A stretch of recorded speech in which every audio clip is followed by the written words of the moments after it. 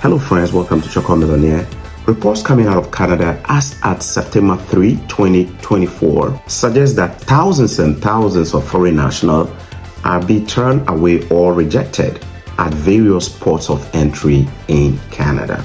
This story has been confirmed by multiple media houses. Now, let's read one of the reports. Reports coming out of Canada suggest that Canada is turning away more foreigners amid rise in anti-immigration sentiment. This very report by The Guardian on September 3, ratio of refused visitor visas to approved ones was higher in recent months than any point since height of the pandemic. Canada is taking steps, both official and unofficial, to curb the number of people coming to the country, highlighting the way in which immigration has become a political flashpoint ahead of a federal election.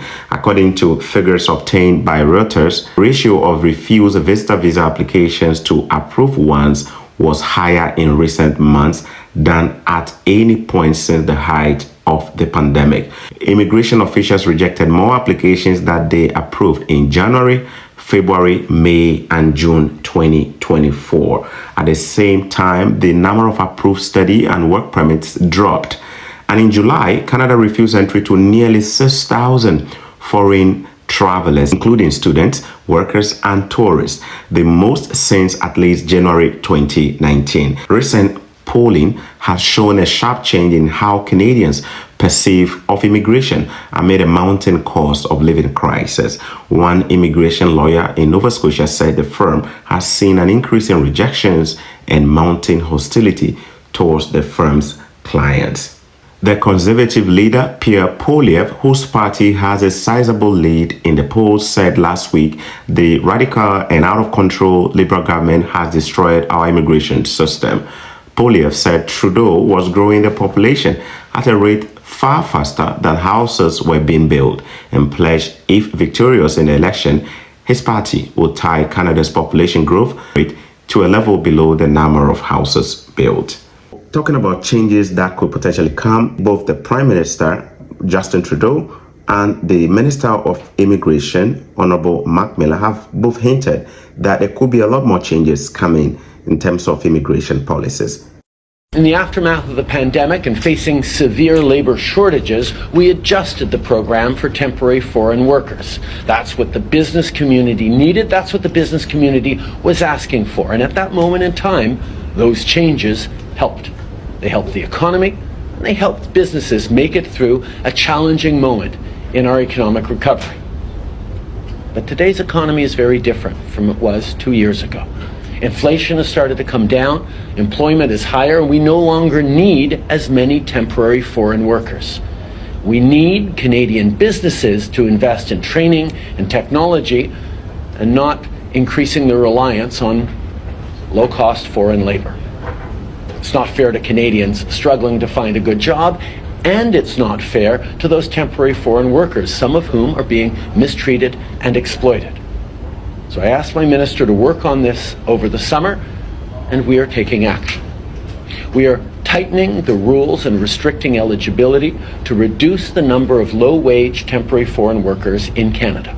Can you expand on what kind of things your government is considering? Are you considering, very bluntly, a reduction in permanent immigration? Well, we're looking at a number of options. When I paused the levels last year, it was with an undertaking to talk to Canadians and see what those levels look like or should be. There has been significant growth, I think for good reason, in the last few years. That economic growth, again, has been indispensable in making sure that the gross domestic product of the country has grown, that the entrance into the workforce, all driven by immigration, was assured. But now it's time to take a look at them and put real options on the table for the Prime Minister and for other cabinet ministers to look at, and not cosmetic changes simply to deal with public opinion. Real significant change to make sure that we have an immigration. What does that mean? What does significant change mean? When we announce the levels, it's not something I would announce publicly, particularly without having had that discussed in cabinet. It has not had the full, robust cabinet discussion that is due to it. And I expect to hear from my cabinet colleagues who are sometimes of different positions and views as to what the immigration levels of the country look like. So when I say all options are on the table, there will be considerations about whether we reduce what type of immigration that we are supporting. 60% of our immigration is economically driven. That is probably unprecedented with countries that we compare ourselves to.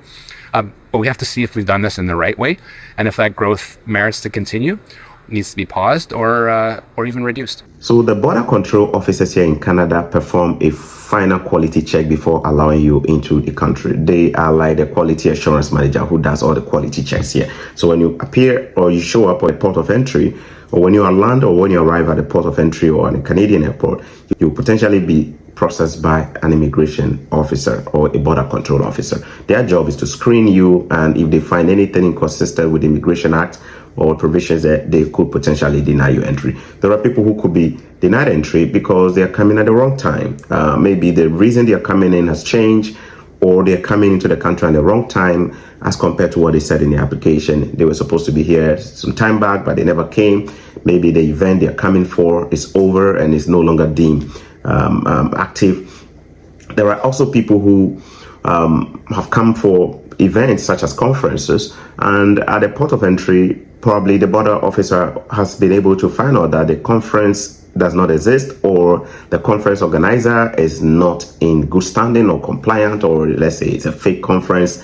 They find out, they could deny you. Some people are also denied because they may also have certain things on them that suggest that they are here to do other things other than the reason they said they are coming into the country.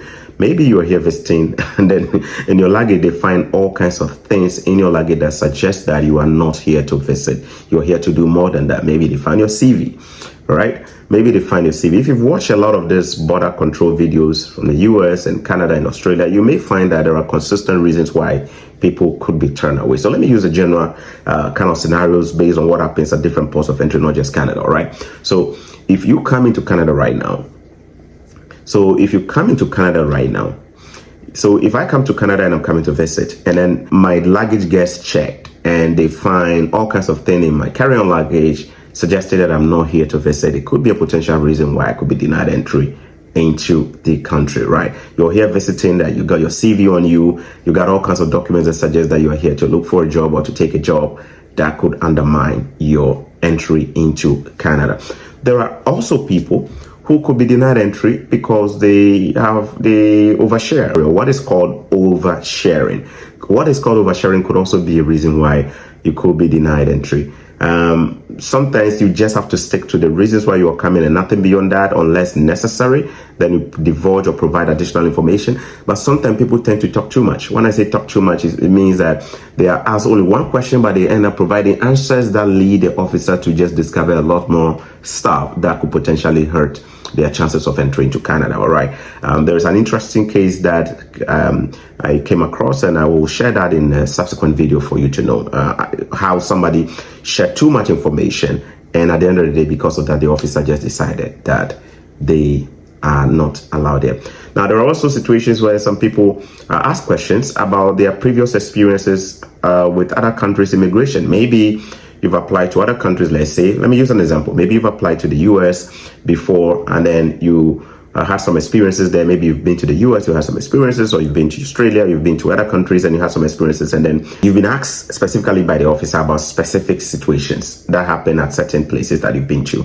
Maybe you were in transit somewhere, and the officer has a reason to believe that you are not telling the truth about what they're asking you. Hey man, there could be all kinds of reasons. Another reason why some people are denied entry into Canada is when they are not able to answer questions related to their application.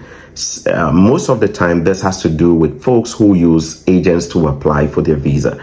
So let me use an example here. Use an agent who did everything for you, and you had no control over your application. You have no idea what the agent put there. You showed up at the airport here in Canada at the port of entry, and then the border control officer asks you to maybe log into your portal, your application portal. You are not able to do so, or they ask you questions, or pertinent questions, or key questions that they expect you to know because it is your application, but unfortunately you are not able to provide them with answers to that. Now, these reasons could undermine your chances of actually entering into Canada, and the officer may decide that they have reason to believe that something is fishy or something is not right, and they could potentially return you home. There are instances where people have come in and they've been asked questions about their file.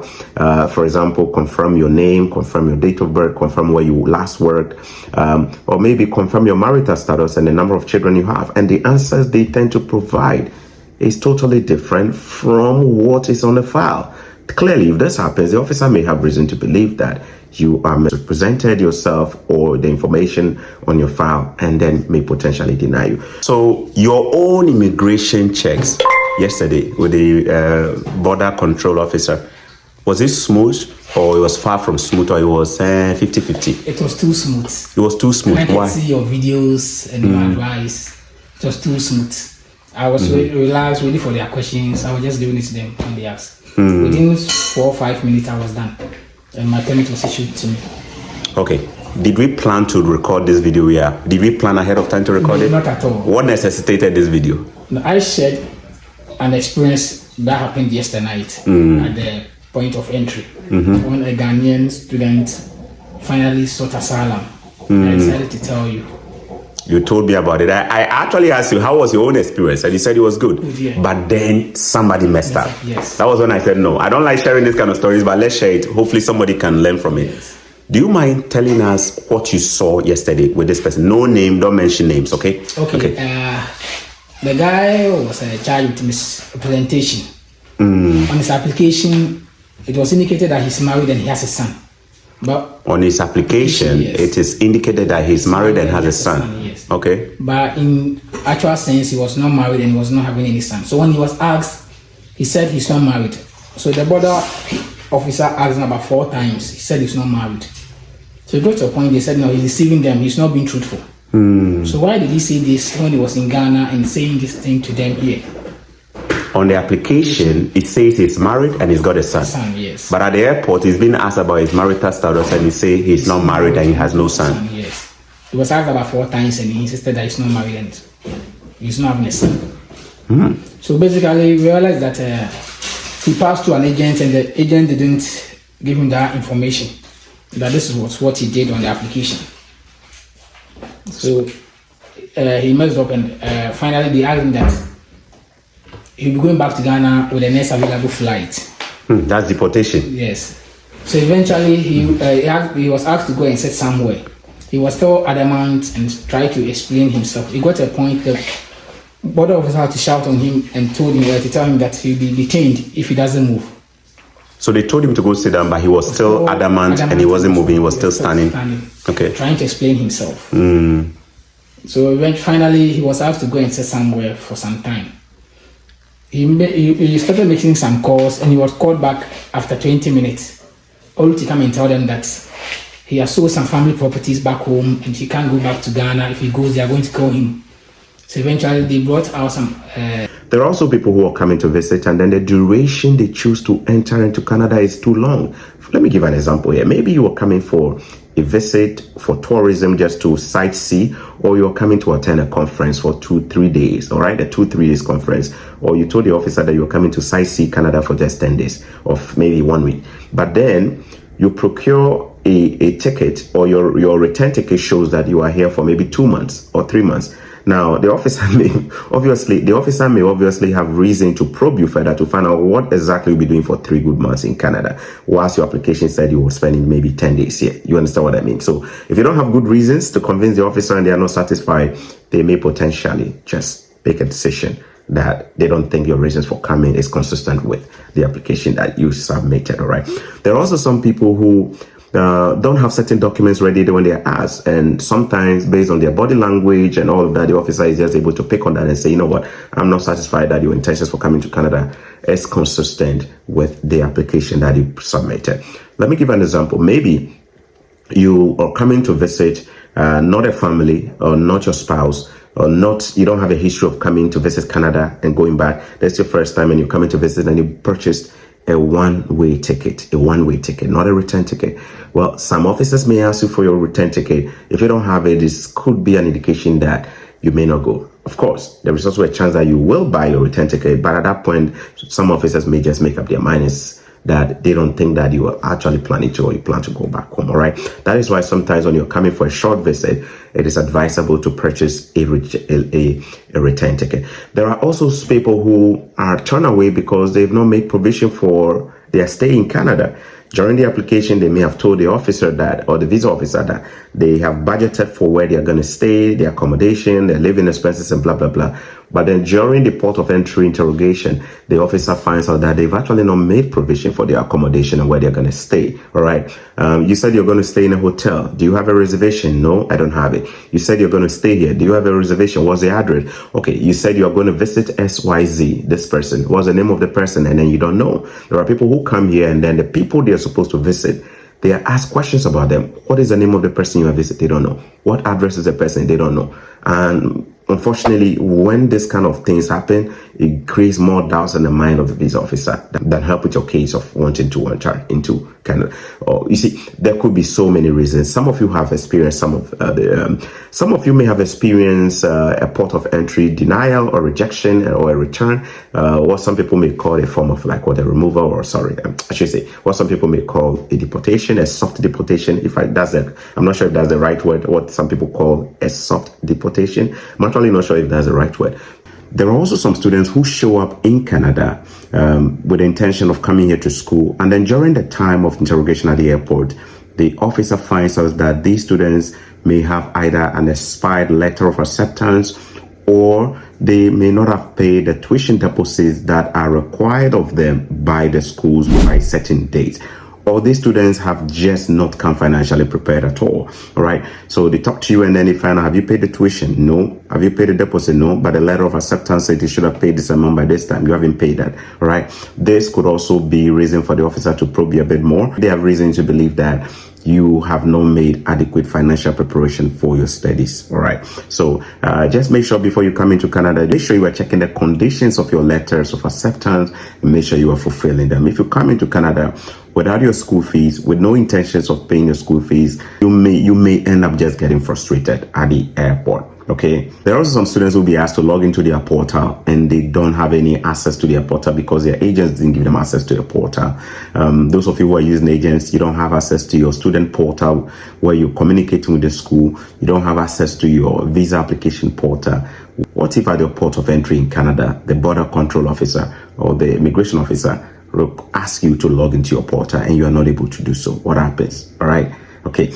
There are also people who could also be running into difficulties at the airports here in Canada if they choose the wrong ports of entry. Wrong ports of entry could also frustrate people. All right. So let me give a very imaginary example here. So let's say I am to go to school in Halifax, Nova Scotia, which is way far from Ontario.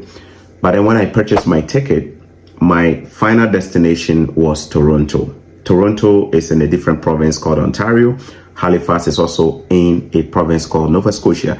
But when I purchased my ticket, my final destination was, as an international student or whatever, my final destination is Toronto. Now, I don't have a connecting flight. I don't have any plans of how I'm going to move from Toronto to Halifax. At no point during the application for my visa did I mention that I intend to stop in Toronto. Then the officer begins to question and query you as to why you don't have a connecting flight and blah, blah, blah. And you have no explanation. It's not like you're just transiting Toronto. You just chose to land here. Maybe you have reasons for doing so. Maybe you want to see some friends or old school mates and stuff like that, or families, but you never really mentioned. What if you are being asked all these questions and then you are not able to provide answers that make, or reasonable answers? It could potentially frustrate you at the airport and leads to all kinds of things. I'm not sure, but it could. There are people who've had all kind of horrible experiences. If you're stopping somewhere and you've made adequate preparation because you're using a train or a bus, and it makes sense to you, and you know that this will not undermine your processing at the airport, definitely go ahead and give this reason. Make sure it is a very solid reason. Remember, the reason should make sense to you. Do not come to me and be asking me to give you a reason why you are stopping at the wrong point. You bought a ticket. You should be able to find explanation as to why you decided to stop there. Remember, if the reason you are giving is inconsistent with your purpose of coming to Canada, it could potentially mess you up at the airport. What other reasons do you know of? Use the comment section to drop them and let others learn about them. Don't forget to smash the like button if you enjoyed this video. Subscribe as well. God bless you. Bye-bye.